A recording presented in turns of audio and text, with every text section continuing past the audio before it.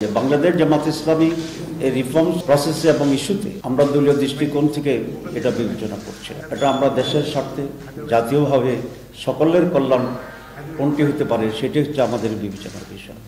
সে কারণে আলাপ আলোচনার ভিত্তিতে যেটা উত্তম হিসেবে বিবেচিত হচ্ছে বেরিয়ে আসছে, আমরা সেখানে আবার আমাদের মত চেঞ্জ করে আমরা ঐকমত্য পোষণ করি। এটা এই জন্যই যে আমরা যখন বুঝতে পেরেছি আমাদের যে সিদ্ধান্ত চিন্তা তার চেয়ে আরও বেটার হতে পারে জাতির জন্য এবং দেশের জন্য। এবং জামাত ইসলামী কখনোই তার সকল কর্মকাণ্ডই দলকে লক্ষ্য করে, দলের অর্জনকে লক্ষ্য করে আমরা বিবেচনা করি না। আমরা ব্রডার পার্সপেক্টিভে দেশের এবং সকলের কল্যাণের বিবেচনা করি। আজকে সে বিষয়ে আজকে আলোচনা হবে। গত আলোচনার পরে ইতিমধ্যেই অনেকগুলো ঘটনা বাংলাদেশে ঘটছে এবং কারো কারো বিশ্লেষণ হচ্ছে যে এর পিছনেও দেশকে আনস্টেবল করার জন্য ষড়যন্ত্র আছে এবং সেই ষড়যন্ত্রের বহিঃপ্রকাশে হচ্ছে নানামুখী এ সমস্ত আনরেস্ট তৈরি করার একটি প্রক্রিয়া। আমরা এই ধরনের ষড়যন্ত্রের নিন্দা করছি এবং এই সরকারের প্রতি আমাদের অনুরোধ থাকবে তারা যেন আরও দৃঢ়তার সাথে এবং সঠিকতার সাথে পরিস্থিতিকে মোকাবেলা করে।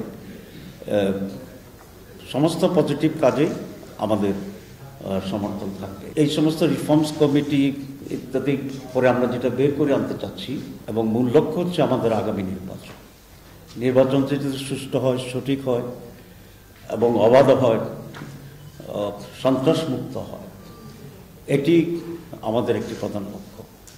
কারণ আজকে বাংলাদেশ যেখানে সে দাঁড়িয়েছে সেটার পিছনে সবচেয়ে বেশি অনুঘটক হিসেবে কাজ করেছিল গত 3টি নির্বাচনের নামে প্রহসন।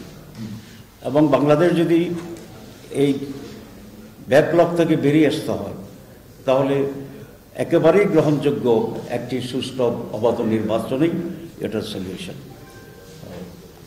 আমরা দেখছি যে নির্বাচনের ব্যাপারে খুবই সুস্পষ্ট একটি টাইমলাইন না থাকার কারণে রাজনৈতিক দলগুলোর ভিতরেও নানা রকম অস্থিরতা কাজ করছে। আমি এই জন্য ঐকমত্য কমিশনের প্রতি অনুরোধ জানাতে চাই, ওনারা অনেক পরিশ্রম করছেন, সেই জন্য ধন্যবাদ। অনেক ব্রেইনস্টর্মিং করছেন, সেই জন্য ধন্যবাদ। একটানা কন্টিনিউয়াসলি এই বিষয়ে ওনারা এক্সচেঞ্জ করছেন মতের, সেই জন্য ধন্যবাদ।